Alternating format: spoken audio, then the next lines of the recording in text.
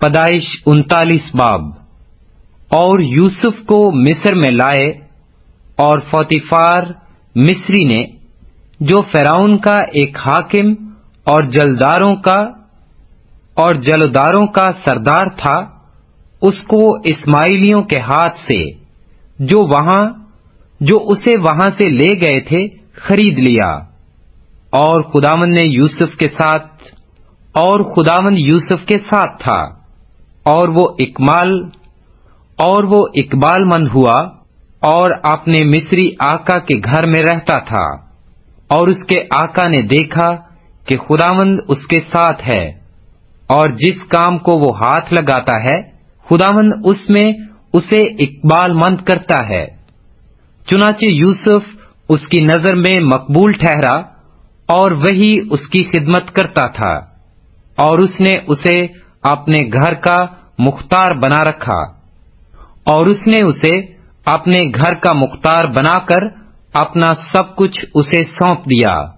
اور جب اس نے اسے گھر کا اور سارے مال کا مختار بنایا تو خداوند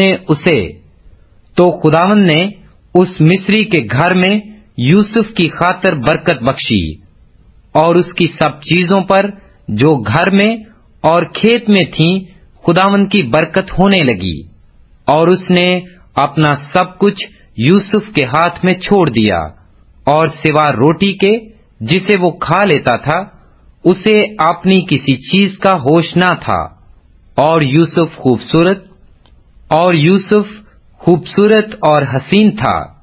ان باتوں کے بعد یوں ہوا کہ اس کے آقا کی بیوی کی آنکھ یوسف پر لگی، اور اس نے اس سے کہا کہ میرے ساتھ ہم بستر ہو، لیکن اس نے انکار کیا، اور اپنے آقا کی بیوی سے کہا کہ دیکھ، میرے آقا کو خبر بھی نہیں کہ اس گھر میں میرے پاس کیا کیا ہے، اور اس نے اپنا سب کچھ میرے ہاتھ میں چھوڑ دیا ہے۔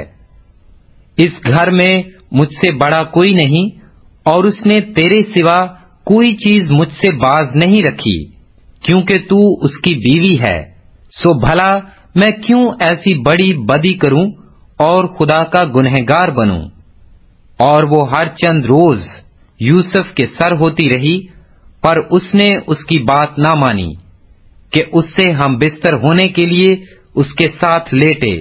اور ایک دن یوں ہوا کہ وہ اپنا کام کرنے کے لیے گھر میں گیا، اور گھر کے آدمیوں میں سے کوئی بھی اندر نہ تھا۔ تب اس عورت نے اس کا پیرہن پکڑ کر کہا کہ میرے ساتھ ہم بستر ہو۔ وہ اپنا پیرہن اس کے ہاتھ میں چھوڑ کر بھاگا اور باہر نکل گیا۔ جب اس نے دیکھا کہ وہ اپنا پیرہن اس کے ہاتھ میں چھوڑ کر بھاگ گیا، تو اس نے اپنے گھر کے آدمیوں کو بلا کر ان سے کہا کہ دیکھو، وہ ایک عبری کو ہم سے مذاق کرنے کے لیے ہمارے پاس لے آیا ہے۔ یہ مجھ سے ہم بستر ہونے کو اندر گھس آیا، اور میں بلند آواز سے چلانے لگی۔ جب اس نے دیکھا کہ میں زور زور سے چلا رہی ہوں تو اپنا پیرہن میرے پاس چھوڑ کر بھاگا اور باہر نکل گیا، اور وہ اس کا پیرہن اس کے آقا کے گھر لوٹنے تک اپنے پاس رکھے رہی۔ تب اس نے یہ باتیں اس سے کہیں کہ یہ عبری غلام جو تو لایا ہے میرے پاس اندر گھس آیا کہ مجھ سے مذاق کرے۔ جب میں زور زور سے چلانے لگی تو وہ اپنا پیرہن میرے ہی پاس چھوڑ کر باہر بھاگ گیا۔ جب اس کے آقا نے اپنی بیوی کی وہ باتیں جو اس نے اس سے کہیں سن لی کہ تیرے غلام نے مجھ سے ایسا ایسا کیا، تو اس کا غضب بھڑکا، اور یوسف کے آقا نے اس کو لے کر قید خانہ میں جہاں بادشاہ کے قیدی بند تھے ڈال دیا۔ سو وہ وہاں قید خانہ میں رہا، لیکن خداوند یوسف کے ساتھ تھا۔ اس نے اس پر رحم کیا، اور قید خانہ کے داروغہ کی نظر میں اسے مقبول بنایا۔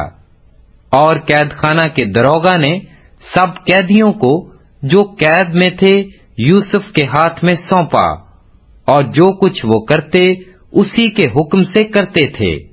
اور قید خانہ کا دروگا سب کاموں کی طرف سے جو اس کے ہاتھ میں تھے بے فکر تھا، اس لیے کہ خداوند اس کے ساتھ تھا، اور جو کچھ وہ کرتا خداوند اس میں اقبال مندی بخشتا تھا۔